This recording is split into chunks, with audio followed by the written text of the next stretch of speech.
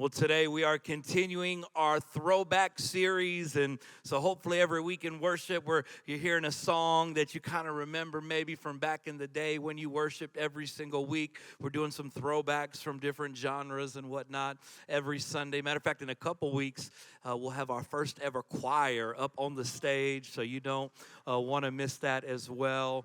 And through this series, we're just looking through the Old Testament, looking at Old Testament heroes and their stories and what God did in and through their lives, and how that story and what God did can help us build and grow in our faith and our relationship with God.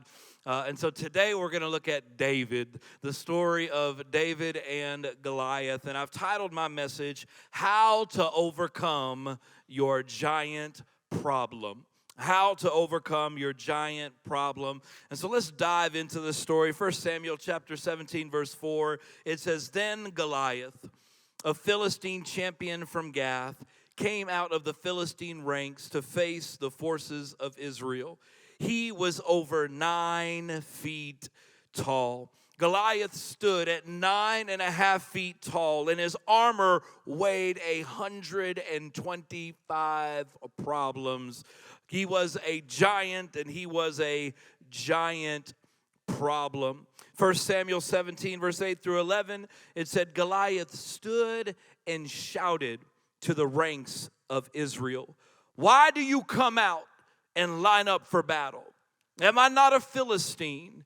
And are you not servants of Saul? Choose a man and have him come down to me. If he is able to fight and kill me, we will be your subjects. But if I overcome him and kill him, you will become our subjects and serve us. Then the Philistine said, This day I defy the armies of Israel. Give me a man and let us fight each other. Is your giant overcoming you? Or are you overcoming your giant?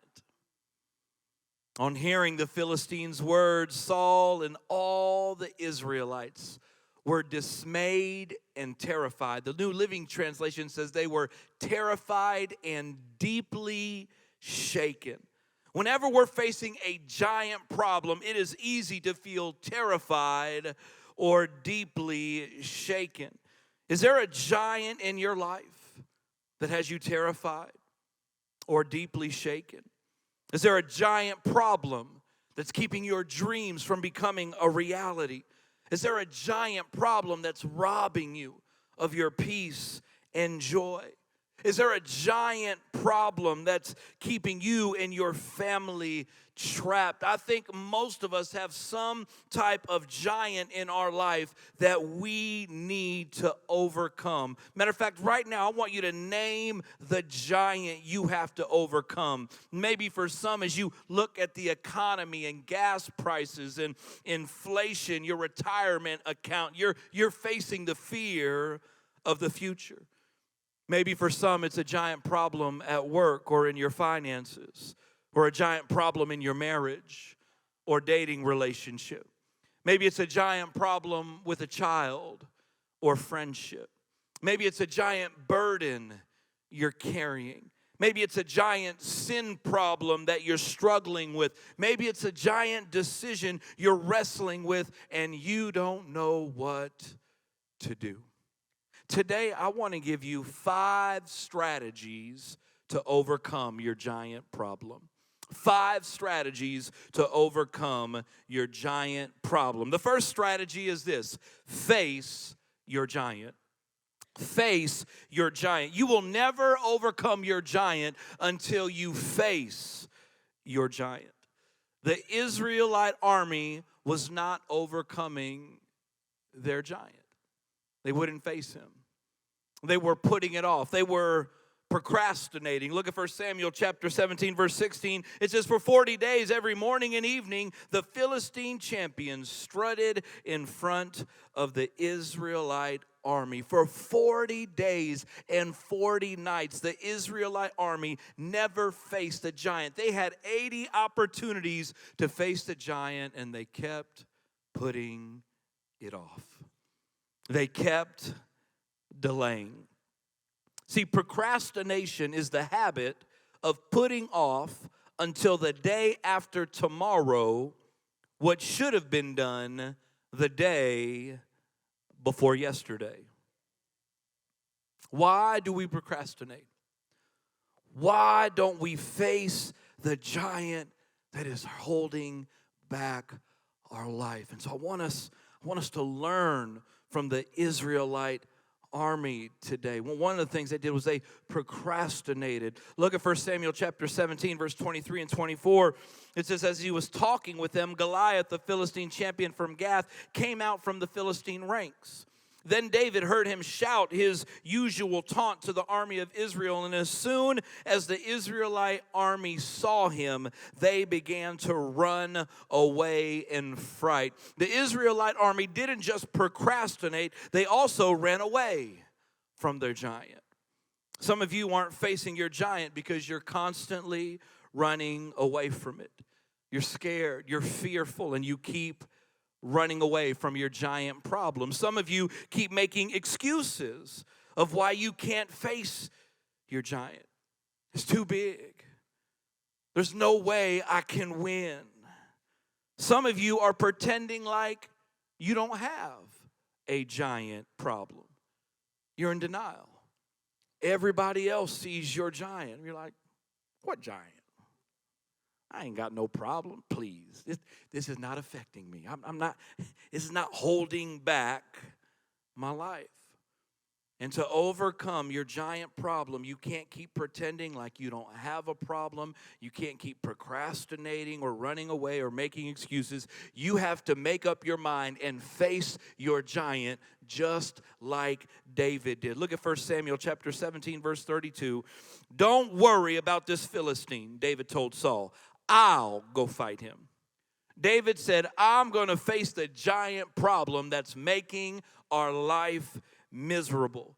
Today, determine that you are going to face your giant problem that is in your way. Ask God to give you the courage to face your giant today. To have the difficult conversation. To put some distance between you and the person that's hurting you. To put some boundaries in place for your family. To forgive. To stop blaming people for where you are in life and to do something about it. To get out of the abusive situation. To start spending time with your kids. Stop screaming at your spouse and work through the issue. Stop hanging out with those friends that are pulling you away from God. You got to face your giant. The second strategy to overcoming your giant problem is you have to lead your emotions. Don't let them lead you. Lead your emotions. Don't let them lead you. David encountered all kinds of emotions, but he led his emotions well, and that was key to him overcoming the giant. Let's look at some emotions that David dealt with. First is the emotions of fear. 1 Samuel 17, verse 23 and 24. It says, as he was talking with them, Goliath, the Philistine champion from Gath, stepped out from his lines and shouted his usual defiance, and David heard it. When the Israelites saw the man, they all ran from him in great fear. They all ran, including David. Like all of us, David dealt with the emotion of fear. Second is the emotions of discouragement. Look at 1 Samuel 17, verse 28. It says, when Eliab, David's oldest brother, heard him speaking with the men, he burned with anger at him and asked, why have you come down here? And with whom did you leave those few sheep in the desert? I know how conceited you are and how wicked your heart is. You came down only to watch the battle. David's oldest brother, condescending, questioning David's heart and motives. David had to deal with discouragement. Thirdly, the emotions of feeling overwhelmed. 1 Samuel 17, verse 38 and 39, it says, then Saul dressed David in his own tunic and put a coat of armor on him and a bronze helmet on his head. David fastened on his sword around the tunic and tried to walk around because he was not used to them. I cannot go in these, he said to Saul, because I am not used to them. And so he took them off. King Saul told David he needed to wear his armor to fight the giant. I could only imagine the emotions and the mind games as David is putting on all this armor, and he's like, this doesn't fit. This doesn't feel right. How do I tell the king? Like, he's trying to help me. Maybe I shouldn't even face this giant. Like, God, this is too complicated. It's too difficult. Imagine just the emotions and the overwhelmed feeling of telling the king, like, I can't wear this. I can't go in this armor. Fourth, he dealt with emotions of feeling inadequate and intimidated. 1 Samuel 17, 41 through 44, the Bible says Goliath walked out toward David with his shield bearer ahead of him, sneering in contempt at this ruddy-faced boy. Am I a dog, he roared at David, that you come at me with a stick? And he cursed David by the names of his gods. Come over here and I'll give your flesh to the birds and wild animals, Goliath yelled. This huge giant is threatening him, is speaking these intimidating words to David. David had so many emotions he had to overcome before he was able to face his giant. And if you're going to face your giant problem and overcome it, you have to lead your emotions well. The hardest person on this planet to lead is yourself. The hardest person to lead is yourself.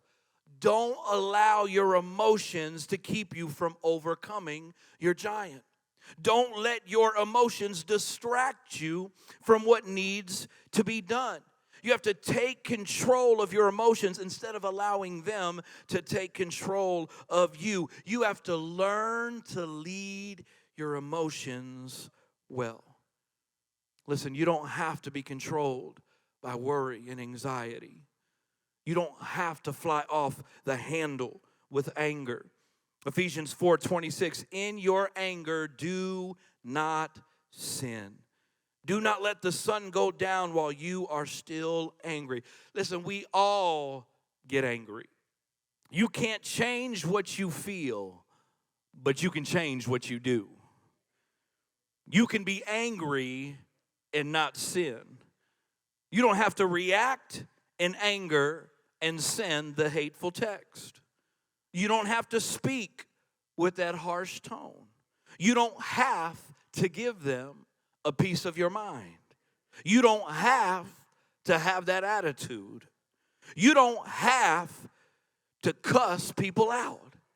Pastor, the devil made me do it. No, he didn't. Your out of control anger did. You don't have to be controlled by fear. 2 Timothy 1:7, it says, for God has not given us a spirit of fear, but of power and of love and a sound mind. God has not given you a spirit of fear or a spirit of discouragement or a spirit of overwhelmed or feeling inadequate or intimidated. God has given you a spirit of love and of power and a sound mind. Come on, somebody say, I have a sound mind. Oh, say it again. I have a sound mind.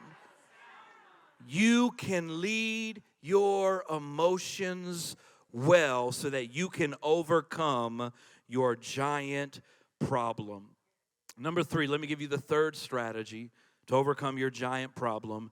Do the little things like they are big things. Do the little things like they are big things. Luke 16:10, it says, if you are faithful in little things, you will be faithful in large ones. But if you're dishonest in little things, you won't be honest with greater responsibilities. See, David was able to face the giant problem and overcome it because he was faithful in the little things. Being faithful in the little things, it prepares you to overcome the big things. Let me give you some little things to be faithful in. Number 1, be faithful with your work. 1 Samuel 16:11. It says, then Samuel asked, are these all your sons you have?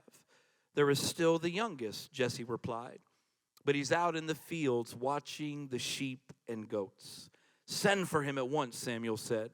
We will not sit down to eat until he arrives. See, long before David faced a giant named Goliath, he was being faithful to work hard right where he was. See, the best preparation for tomorrow's giant problems is to do your best with today's little problems. Be faithful with the sheep problems so you'll be prepared for the giant problems. Listen, are you working hard right where you are? Or are you cutting quarters, slacking off, barely getting by? Be faithful with your work. Number 2, be faithful with your serve. David was prepared to overcome his giant because he was faithful with his serve. Look at 1 Samuel chapter 16, verse 13.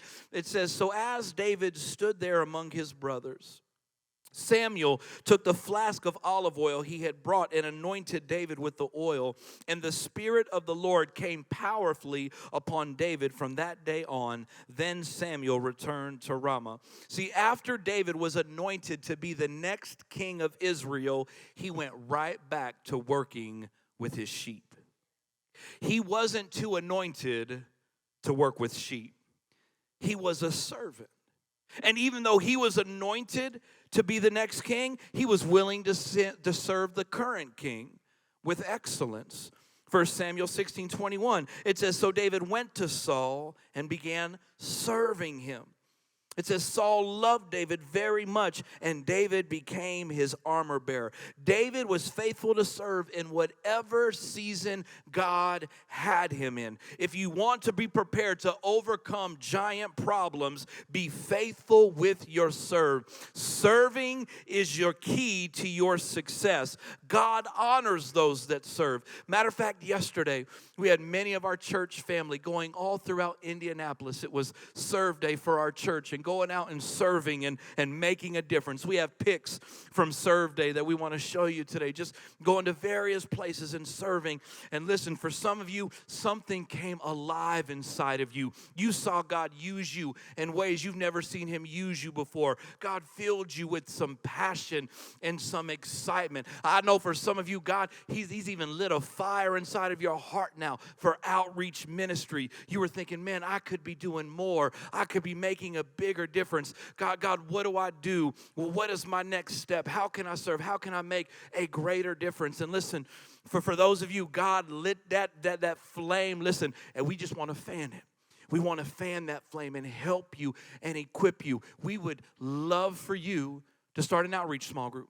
Would you turn that ministry into a small group and invite others and to serve our city? And so if you're interested in that, you know God put that in your heart. Would you text PC Groups to 94000? You'll get a quick link. Click the link, fill out that quick form. And one of our small group team will call you and will help you get that outreach group started so that you can continue and serve and make that difference. Don't let that fire die out that God put inside of you yesterday. Come on, let's fan that flame. Serving is the key to your success. Matter of fact, many of you serve faithfully every Sunday and Wednesday. Come on, 90 degrees, hot and muggy. Humidity just slaps you in the face, just disrespectful. And our parking lot team is out there waving and loving and smiling in the rain, the snow. Every week we have greeters, ushers, people serving in our kids ministry, in our youth ministry, worship and production, graphic, video, social media production, administration. So many people serving because serving is key to your success. And if you're not on the dream team, would you join? Would you do the little things well? Sign up for Growth Track August 7th and join the dream team. He was faithful. Be faithful with your serve. Thirdly, be faithful with authority. Be faithful with authority. David was ready to overcome his giant because he was a man under authority. 1 Samuel chapter 17. It says, one day Jesse, his dad, said to David, take this basket of roasted grain and these 10 loaves of bread and carry them quickly to your brothers. In verse 20, it says, so David left the sheep with another shepherd and set out early the next morning with the gifts as Jesse had directed him. He arrived at camp just as the Israelite army was leaving for the battlefield with shouts and battle cries. David was faithful to obey his dad in the small thing. And his obedience to his dad put him in position to overcome the giant. See, small obedience leads to big victories. Oh, yeah, go ahead, tweet that. TikTok it, whatever you do, let me rewind. Small obedience leads to big victories. David even had an opportunity to kill Saul. If you know the story, Saul tried to kill him on multiple occasions. And one night, David rolled up on Saul, snoring, drool coming out of his mouth. It was his moment to kill Saul. But this is what David said in 1 Samuel chapter 26, verse 9 through 11. David said, I will not touch the Lord's anointed. The Lord will strike him, or his time will come and he will die. David understood what many people today don't understand in our society. Being faithful to honor authority is key to overcoming the giant problems we face in life. And the Bible says so much about this. If you want to jot these scriptures down, you can study it on your own. Romans 13, 1 and 2, Hebrews 13, 17, 1 Peter 2, 13 through 14, 1 Peter 5, 5, Titus 3, 1, Ephesians chapter 6, verse 1 and 3. And listen, you don't even have to agree with authority to show honor. You can disagree and still show honor. Fourth thing to be faithful with what you have.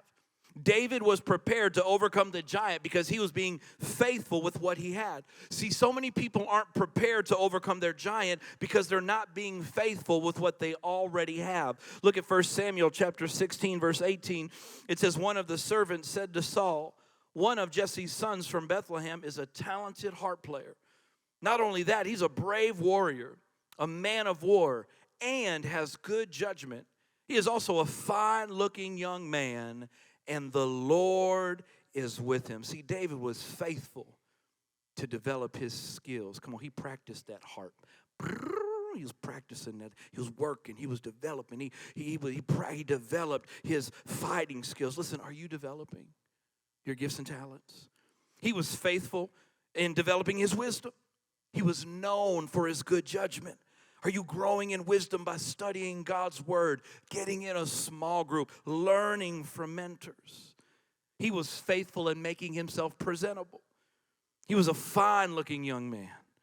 Are you presenting yourself in a respectable way? Come on, you aren't ready to overcome your giant because you won't even brush your teeth or floss. But are you taking care of your hygiene, your hair, taking showers, wearing clean clothes, dressing for success, keeping your car clean, conviction, to clean mine after church? He was also faithful in his relationship with God. It says the Lord was with him. David was known as a man after God's own heart. David was a worshiper before he became king, and he was a worshiper after he became the king. Listen, are you a woman or man of God? Are you a worshiper? Are you pursuing God with all your heart? Be faithful right where you are and with what you have. Let me give you the fourth strategy to overcoming your giant problem. Number 4 is remember how God has helped you overcome giants in the past. When getting ready to face a giant, take time to reflect on how God has helped you overcome past giants. Before David faced the giant, he remembered how God had helped him in the past. Look at 1 Samuel chapter 17, verse 34 through 36. It said, but David said to Saul, your servant has been keeping his father's sheep. When a lion or bear came and carried off the sheep from the flock, I went after it, struck it, and rescued the sheep from its mouth. When it turned on me, I seized it by its hair, struck it, and killed it. Your servant has killed both lion and bear. This uncircumcised Philistine will be like one of them because he has defiled the armies of the living God. Y'all, David was a bad boy. He was killing lions, and the lions, tigers, and bears were saying, oh my, when they saw David. He's like, no, you're not taking my sheep. And he went after, and God helped him defeat the lions and bears. Let me ask you, what lions and bears has God helped you overcome in the past? Come on, think about what God has already done for you, how he helped you overcome the addiction, the divorce, the broken heart, the abuse, the poverty, the sickness, depression, anxiety. Oh, don't you forget, God gave you that job, that money, that house, that car, that family, those friends. God has brought you, as he brought anybody in here, a mighty long way. Don't you dare forget it. He helped you overcome some lions and bears, and he'll help you overcome the giant that stands in front of you. Remember how God has helped you. And then number 5, realize that the blessings that come from overcoming giants. Realize the blessings that come from overcoming giants. 1 Samuel 17:26. It said, David asked the soldier standing nearby, what will a man get for killing this Philistine and ending his defiance of Israel? Who is this pagan Philistine anyway, that he's allowed to defy the armies of the living God? David asked, what blessing is on the other side of this giant? You need to ask yourself that question today.